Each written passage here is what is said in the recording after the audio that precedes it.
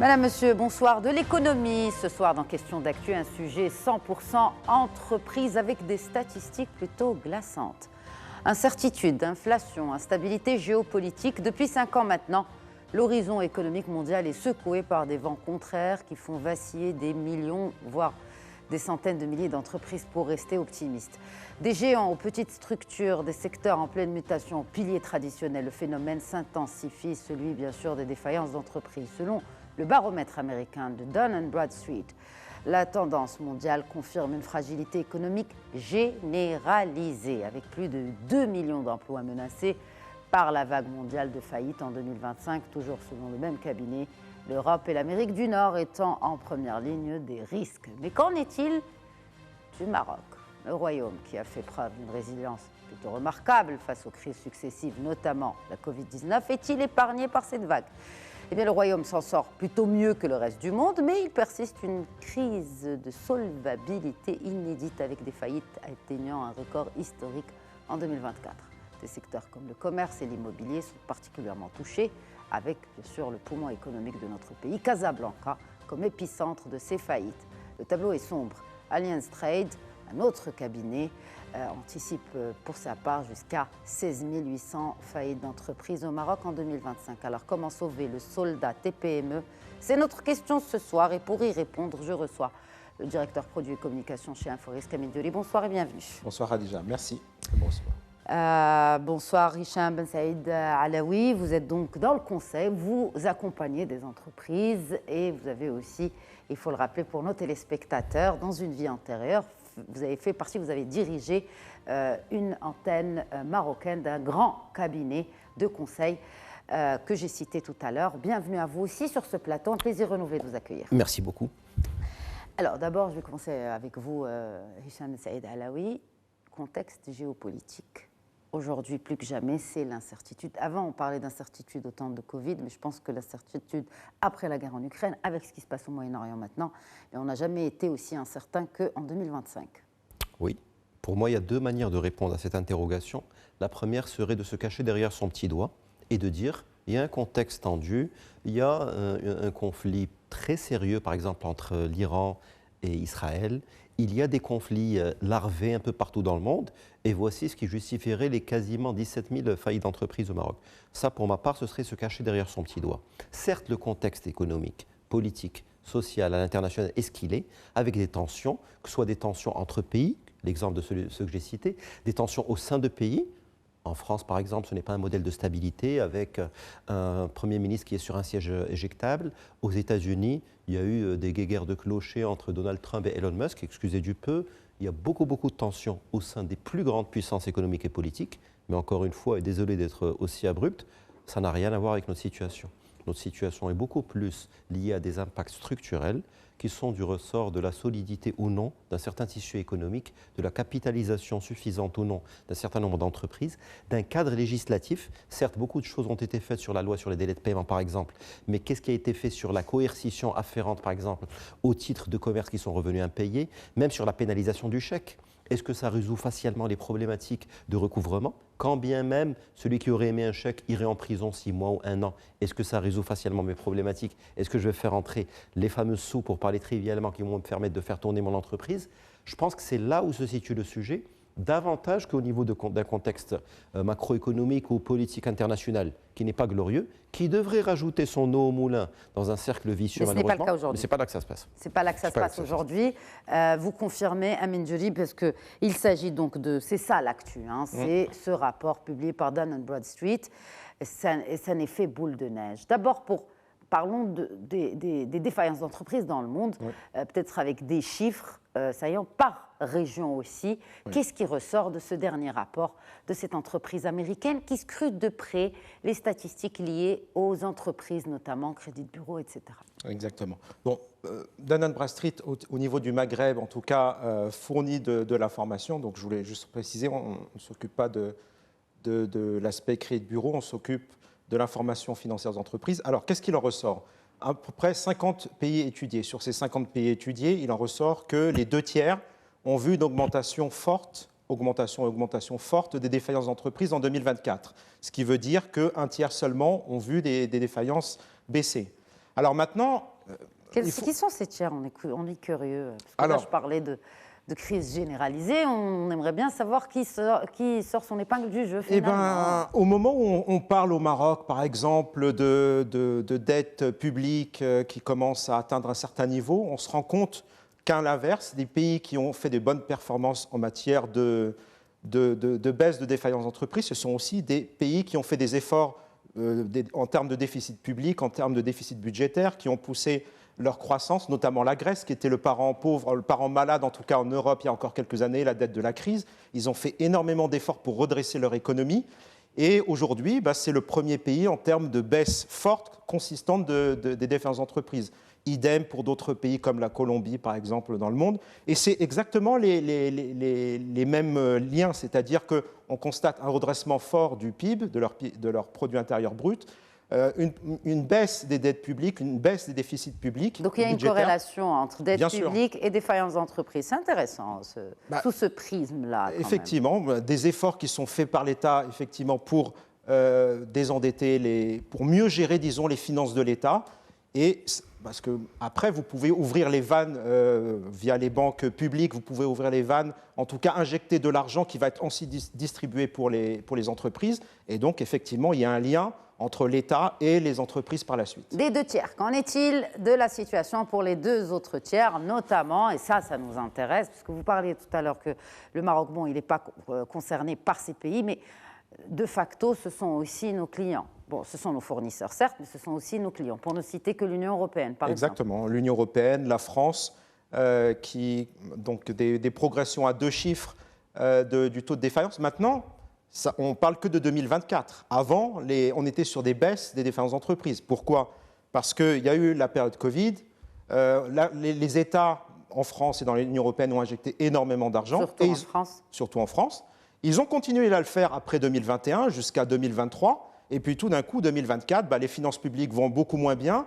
Il faut un peu serrer la ceinture. Et donc, on ferme le robinet du crédit. Et c'est à ce moment-là que, justement, toutes les entreprises françaises et européennes qui étaient maintenues artificiellement en vie, soudainement, les plus fragiles finissent par mourir. Exact. Qu'en est-il aussi des autres chiffres qui concernent peut-être notre région MENA? Est-ce qu'il y a des pays qui se distinguent?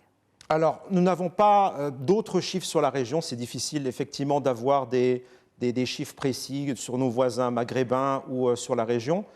Sur nos voisins proches, évidemment, l'Europe, on a beaucoup plus d'informations, l'Asie, les États-Unis, mais sur nos partenaires proches, non, nous n'avons pas énormément d'informations. Très bien. Dernière question sur les marchés internationaux. Quel est aujourd'hui le facteur qui impacte le plus ces défaillances? Est-ce que c'est la politique monétaire avec des taux d'intérêt assez élevés, enfin en tout cas par rapport à la période pré-Covid? Est-ce que ce sont bien évidemment les tensions géopolitiques avec tout ce que cela implique pour les marchés financiers, pour les marchés des matières premières notamment? Est-ce que c'est l'inflation? Est-ce que c'est un mix de tout cela? Alors effectivement, 3 facteurs. Le premier, il est géopolitique. L'Ukraine, évidemment, a eu un impact inflationniste important sur les intrants et ça a eu des répercussions au niveau du Maroc. La géopolitique, c'est ce qu'on voit aujourd'hui. La guerre entre Israël et l'Iran vont probablement avoir des impacts. Imaginons que demain, l'Iran ferme le détroit d'Ormuz et freine tout ce qui est transport de pétrole à travers le monde. Et de gaz. Et de gaz, effectivement, les deux. Imaginez l'augmentation que ça va représenter, ce que ça va impliquer en termes d'imputation sur les consommateurs finaux, sur les entreprises qui utilisent le pétrole, notamment les secteurs comme le transport, la logistique, mais plein d'autres, l'industrie. Et évidemment, tout ça aura un impact sur la santé financière de nos entreprises et des entreprises à travers le monde. Ça, c'est la première chose. La deuxième chose, c'est les politiques monétaires qui sont beaucoup moins accommodantes que par le passé. Il y a encore quelques années, la politique monétaire, c'était des taux d'intérêt négatifs. C'est-à-dire que vous empruntiez de l'argent, vu compte tenu de l'inflation. Pas au Maroc.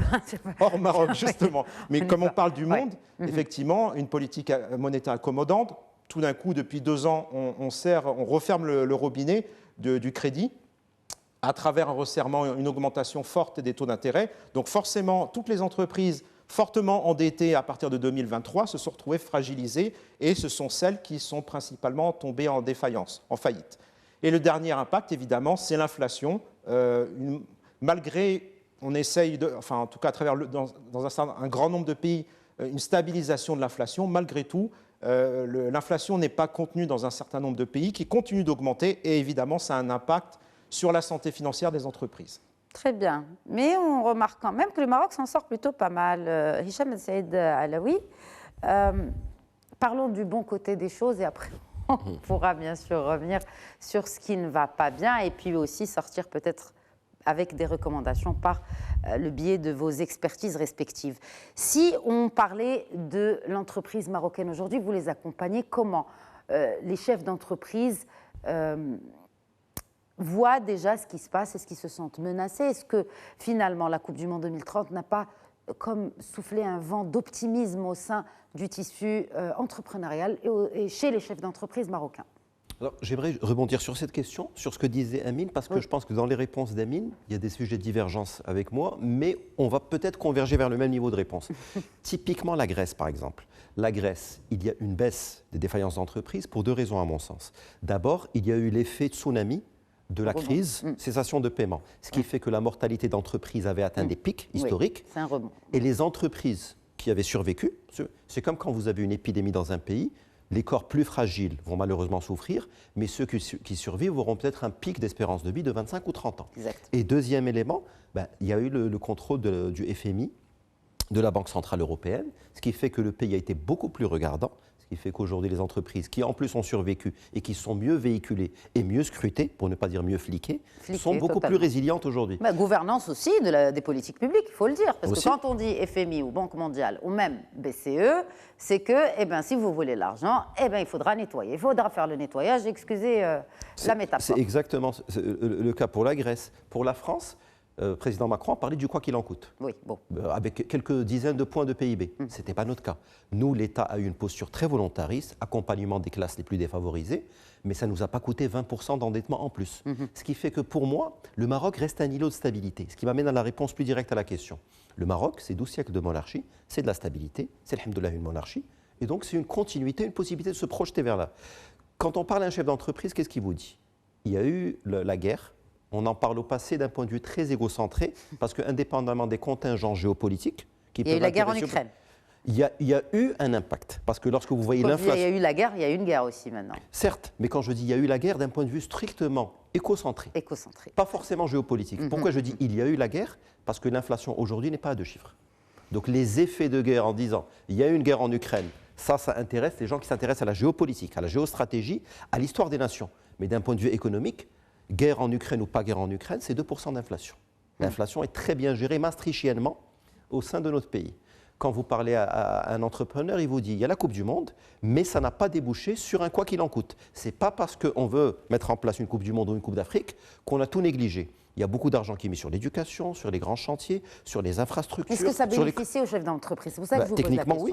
Donc ils sentent qu'il y a un effet comme de ruissellement, même si la comparaison n'est pas à 100% valable et justifiée, mais est-ce qu'ils sentent qu'ils vont aussi profiter de cette Coupe du Monde et de tous les marchés d'infrastructures, etc. Sur 2 niveaux de réponse. D'abord, un chef d'entreprise, ceux à qui j'ai l'occasion d'échanger, vous disent c'est pas parce qu'il y a une Coupe du Monde qu'on a fermé d'autres vannes, les autres chantiers fonctionnent, et parfois les budgets sont en augmentation. Donc ce n'est pas le fameux quoi qu'il en coûte, c'est Covid tout comme en France et on arrête tout, pas du tout. Donc ce n'est pas une excuse. Et deuxième sujet, il y a des chantiers, il y a de la consommation, il y a de la relance. Lorsqu'on voit le Conseil des ministres de décembre 2024 présidé par Sa Majesté, il a été question non pas uniquement de stade, c'était 1 point sur 7, il était question d'infrastructures hôtelières, de formation professionnelle, de formation technique, de hub d'accueil. Et tout ceci devrait faire fonctionner l'économie. Le ruissellement, ce n'est pas un gros mot. C'est-à-dire qu'il y a un épicentre qui va beaucoup profiter, ça va rejaillir sur un pan de la population. Dans ma bouche, ce n'est pas du tout péjoratif, c'est amélioratif si ça profite à tout le monde. Très bien, et c'est bien. Donc là, ce sont les points positifs. D'autres points positifs, avant de parler du négatif et de conclure avec Amine Djouri. Pour le Maroc, bien évidemment. Bien sûr, bien sûr. Alors, les effets positifs sur la Coupe du Monde, je pense qu'effectivement, Hicham a bien résumé la chose. Maintenant, je pense que quand même, de manière générale, les effets Coupe du Monde, l'impact économique effet Coupe du Monde sont quand même, malgré les montants importants qui sont investis, restent quand même relativement limités. Il ne faut pas non plus s'attendre à des hausses de PIB relativement importantes, 0,5, 1 point de plus sur les PIB. Les expériences passées montrent malgré tout que ça reste assez limité. Maintenant, on voit clairement que l'impact positif, il est sur certains secteurs en particulier, notamment le BTP, la construction, effectivement. Mais pas l'immobilier. Pas encore, mais je pense que l'étape suivante, ce sera l'immobilier, bien évidemment. Mais évidemment, le BTP, ça va être le tourisme. C'est le tourisme, c'est encore le tourisme, parce qu'on bat des records mois après mois en matière de tourisme et de capacité d'accueil au Maroc. Et d'ailleurs, je parlais du BTP, ça marche tellement bien qu'on a aujourd'hui des déficits en matière de recrutement, c'est-à-dire que les entreprises de BTP ont du mal à recruter certaines ressources humaines spécifiques. Et donc, évidemment, voilà, c'est peut-être des points de limitation, mais globalement, évidemment, l'impact est important pour le Maroc. 5 années consécutives de hausse de faillite au Maroc. Et même plus, en réalité, parce que si on regarde depuis qu'on a commencé nos chiffres, de 2008, on est en moyenne sur une hausse de 13-14% en moyenne, chaque année. Maintenant, la seule nouveauté 2024, c'est que... Il faut dire aussi que la moyenne de création d'entreprises, il n'y a qu'à voir les chiffres de l'OMPIC, elle est aussi sur une tendance bien haussière, voire même une croissance à 2 chiffres. Donc effectivement. On va un peu sur un trend parallèle entre les créations et les... C'est important d'insister, effectivement. Grosso modo, on parle de presque 100 000 sociétés créées chaque année versus 15 000 sociétés défaillantes. Donc il y a quand même un solde positif qui est très important chaque année. Et d'ailleurs, en matière de création d'entreprise, c'est vrai qu'on n'insiste jamais assez. J'ai vu une étude de la Banque mondiale dessus. Le Maroc se situe dans le top 20 mondial en matière de création d'entreprise. Encore faut-il la maintenir à vie. C'est ça. En vie, pardon. Ça, c'est... Peut-être pas à vie, mais en vie, là, c'est très révélateur. Déjà effectivement, les 5 premières années, ce serait effectivement très bien. Alors, on a un ratio pour le Maroc, combien plus ou moins est la durée de vie d'une entreprise effectivement, on a des ratios, 5 années en moyenne. Entre 5 et 6 ans, c'est la durée de vie moyenne d'une entreprise défaillante. Quand on regarde une entreprise qui est en faillite, on regarde depuis quand elle a été créée, c'est entre 5 et 6 ans en moyenne. Qu'est-ce qui fait que nous restons sur un trend? Est-ce que déjà c'est mondial de rester sur un trend de nombre de défaillances d'entreprises assez constant et surtout, quels sont les éléments qui restent très spécifiques au Maroc? Nous en avons parlé à plusieurs occasions sur ce même plateau. Vous avez parlé de délai de paiement. Quels sont les autres facteurs à mesurer? Je parlerai uniquement des 5 dernières années. Qu'est-ce qui nous différencie du reste du monde? C'est vrai qu'on avait une spécificité qui était les délais de paiement, les retards de paiement qui étaient extrêmement élevés. Je rappelle quand même qu'en Europe, en France, les retards de paiement moyens, c'est 10 jours. Au Maroc, on parle de plus de 100 jours de retard. Donc, oui, c'est la première spécificité. Après, et la loi, alors? La loi commence à avoir des effets positifs. Comment? Alors, on le voit aujourd'hui, il faut rappeler juste une chose. 2023, les premières sociétés cibles, c'était celles de plus de 50 millions de dirhams. Elles ont fait leur déclaration, elles ont fait des efforts conséquents pour s'aligner sur les 120 jours. Les premières bénéficiaires, ce sont les PME. À partir de 2024, ce sont les PME qui déclarent dans le cadre de la loi, et forcément, en termes d'écosystème, ça va se répercuter sur les TPE. Donc, globalement, on va voir à partir de 2025, je le pense très sincèrement, une amélioration des délais de paiement sur les TPE, les PME et une baisse des défaillances 2025. Donc, les délais de paiement restent quand même un facteur qui freine la baisse des défaillances d'entreprises. Exactement, c'est le facteur principal. Aujourd'hui, le taux de mortalité des entreprises, c'est à 40% les délais de paiement. Après, ce qui nous différencie, c'était le contexte macroéconomique, c'est-à-dire, j'ai parlé tout à l'heure de soutien des États d'un point de vue d'aide publique, Europe, États-Unis, etc., où là, les États ont injecté énormément d'argent post-Covid. Nous, dès 2021, évidemment, notre situation financière faisait qu'on ne pouvait pas continuer d'aider indéfiniment toutes les entreprises en continuant d'injecter de l'argent. On a laissé faire le libre marché, évidemment, avec les conséquences que ça pouvait avoir. Et puis, l'Europe et le reste du monde se sont alignés au bout de 3 ans. Et c'est là qu'on a vu effectivement les défaillances fortement augmenter. Donc, c'est, à mon avis, une question, de macroéconomie, c'est une question de resserrement de la politique monétaire. Et 3, une spécificité marocaine, c'est les délais de paiement. Alors justement, vous avez parlé de libre marché, ça dépend de quel secteur on parle, parce que l'État continue quand même de soutenir certains secteurs, Hicham Ben Saïd Alaoui, notamment à travers des subventions. Est-ce que finalement, l'État-providence a ses limites pour créer de la valeur, pour créer de la richesse? Et quand on voit d'autres États, pour ne citer que l'exemple turc par exemple, eh bien pourquoi ça a marché chez eux et ça ne marche pas en France? Est-ce qu'on devrait envisager ce modèle-là ou peut-être faire les choses à notre propre sauce, chose qu'on fait très très bien d'ailleurs et très souvent? Alors, plusieurs questions dans la mienne, j'en conviens, mais surtout sur cela, c'est-à-dire est-ce qu'il faut continuer à soutenir, à assister? c'est là que je dirais qu'il faut savoir exactement ce qu'on veut. Par exemple, ce qu'a initié Amine dans la réflexion, j'aimerais bien le poursuivre sur l'histoire de 5 années de hausse consécutive de défaillance. Oui. C'est sans doute 25 années de hausse consécutive, parce qu'il y a 5 ans, on est en 2025, c'est 2020, il y avait Covid. Qu'est-ce qu'il y avait pendant le Covid? Il y a eu la fermeture des tribunaux, Oui. et il y a eu les Daman Relance, Daman Oxygène, Exact. qui ont maintenu à flot un certain nombre d'entreprises, et puis très pragmatiquement et prosaïquement, les défaillances ne pouvaient pas être constatées parce que les tribunaux étaient fermés. D'où le très gros effet de rattrapage, hausse et défaillances historiques dans l'histoire de ce pays en 2021. Ce qui fait que, factuellement, c'est 25 à 30, peut-être 40 années de hausse continue des défaillances. Quand on est sur ce trend, il faut se poser une question.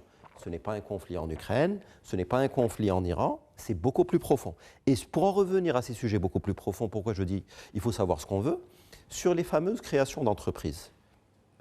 Le politique a décidé, par exemple, de lever toute obligation de capital social minimal sur la Sarl. Exact. C'est bien, c'est pour flexibiliser la création d'entreprises. Du coup, il est relativement aisé de créer une entreprise avec un capital de 1000 dirhams, de 1 dirham, 0 dirham n'étant pas accepté, de 10 000 dirhams, de 5 000 dirhams. Et donc, il ne faudrait peut-être pas s'étonner que ces mêmes entreprises soient légèrement fragiles face aux premières contingences de la vie. Il faut savoir ce qu'on veut. Soit on veut des entreprises résilientes, et auquel cas, le législateur vous dirait capital social minimal pour une SARL, 500 000 dirhams. Comme ça, elle a un minimum de fonds propres. Mais si on fait ceci, ce serait des barrières à l'entrée pour un certain nombre d'entreprises. Et il faut savoir où on veut dimensionner l'approche. Sur l'exemple turc, on ne peut pas s'improviser peut-être dans un pastiche du modèle turc pour une raison simple. Parce que le modèle turc fonctionne sur un triptyque pour moi. D'abord, une offre. Ils ont des entreprises BTP, ils ont une expertise, ils ont un vécu. Ils avaient des surstocks parce que le marché local qui est important, 85 millions d'habitants, c'est un peu tari. Avec une politique volontariste de grands travaux. C'est 50 millions de touristes quand même, la Turquie, beaucoup de leviers. Ils ont développé des surstocks, par exemple, dans le domaine de la sidérurgie ailleurs, qu'ils ont pu exporter. Deuxième pilier du triptyque, c'est la monnaie. Nous, notre dirham est, je dirais, presque anormalement élevé, avec tous mes respects pour les décideurs. D'un point de vue d'exportation, le dirham est tellement important que nous ne sommes pas compétitifs. La lire turque est tellement dévaluée qu'il est très facile d'exporter, a fortiori lorsque vous avez un bon produit, dans cette configuration. La bonne nouvelle, c'est que pour un pays importateur net comme le pays, qu'est le Maroc, voilà, c'est ça. Si on laisse filer le dirham, ça va coûter beaucoup plus cher et il y aura une inflation à 2 chiffres. Oui. C'est pour ça qu'il faut savoir ce qu'on veut. Et troisième élément du triptyque, qui peut sembler anecdotique, c'est toutes les séries turques, c'est toute la musique turque, c'est instillé dans la tête du consommateur, marocain ou autre, que Turquie, c'est glamour, Turquie, c'est moderne, Turquie, c'est beau, donc consommons turc. Et ça, on ne peut pas s'inspirer de ce modèle d'un point de vue superficiel. Où sont nos séries marocaines? Qu'est-ce qu'on a exporté en termes de culture marocaine dans les pays avant d'instaurer peut-être une politique de surstock qu'on va leur vendre et une monnaie qui accompagne? On ne peut pas juste accompagner le modèle turc parce qu'ils sont musulmans comme nous, parce que c'est un grand pays comme nous. Je pense qu'il faut s'adapter à nos contingences. Nos contingences, et je dirai assez rapidement sur ça, c'est toutes les contraintes qu'a citées Amine, mais c'est aussi peut-être la limitation du marché intérieur, pour appeler un chat, et il faut nécessairement aller chercher ailleurs. Il y a de la surcapacité dans tous les secteurs que nous voyons, que ce soit un café, que ce soit un distributeur, même de guichet bancaire, que ce soit un hôtel, que ce soit une entreprise sidérurgique, il y a beaucoup plus d'offres que de demandes chez nous. Donc même si le taux directeur est revu à la baisse, on n'en verrait plus, en se basant sur ce que vous venez de développer, ça ne changera pas grand-chose finalement pour l'entreprise, même si le crédit frôle le zéro. Le taux d'intérêt pour justement... Le taux de refinancement. De se financer, de financer son investissement, ça ne changerait pas grand-chose. Parce que c'est la taille du marché aussi qui joue en défaveur de Il l'entreprise. faudrait qu'il y ait un relais externe, soit une manne, une commodity qu'on découvrirait, soit une portion de la population qui n'était pas incluse dans le circuit formel, qui rentrerait dans le circuit formel. Financier ou vous parlez de fiscal? De manière générique. Générale. On a déjà Ok. une fiscalité très lourde. Oui. Quiconque a une entreprise sait qu'en termes de TVA, d'IS, de cotisation sociale, c'est déjà lourd. Est-ce que nous ne sommes pas en train de faire l'affaire? Est-ce que trop d'impôts ne tuerait-il pas l'impôt? Est-ce Exact. qu'on n'est pas en train de scier la branche sur laquelle on est assis? Sachant qu'on peut jouer à 2-3% près, mais ce serait quoi la limite? Un IS à 70%, une TVA à 40%, ça a forcément ses limites. Je pense qu'il faut penser à d'autres leviers. Un mot de la fin, Amine Djouri, justement sur la base de cette étude que nous avons aujourd'hui développée pour nos téléspectateurs. Oui, effectivement, je pense qu'il faut retenir le positif par rapport à cette étude. Le positif, c'est que si on voit le Maroc par rapport à la série de pays qui composent l'étude, on se situe globalement beaucoup mieux pour la première fois depuis des années. On a limité la progression des défaillances d'entreprises. Alors, dans le contexte géopolitique actuel, c'est difficile de parler de baisse, mais malgré tout, limiter la hausse des défaillances d'entreprises, c'est déjà en tant que tel, je pense, un exploit. Et je pense qu'effectivement, il faudrait essayer d'accompagner davantage, d'ouvrir justement les mannes du financement aux entreprises, notamment les très petites et les moyennes entreprises qui aujourd'hui ont besoin quand même de beaucoup d'argent, de trésorerie, justement pour se développer, pour continuer à fonctionner normalement et éviter de faire fonctionner le crédit interentreprise qui est mauvais pour tout le monde. Et aussi un peu de sagesse dans la gestion de leur entreprise. On n'en a pas parlé, peut-être que ça ferait l'objet d'un autre épisode de Questions d'Actu. Voilà, je voudrais vous réitérer mes remerciements au nom de Médien TV, à vous, Amine Djouri d'abord. Merci. Et merci à vous et aussi Hicham Ben Saïd Alaoui. Plaisir. C'était un plaisir et c'était très enrichissant d'échanger avec vous, messieurs. Merci de nous avoir suivis. Très bonne soirée.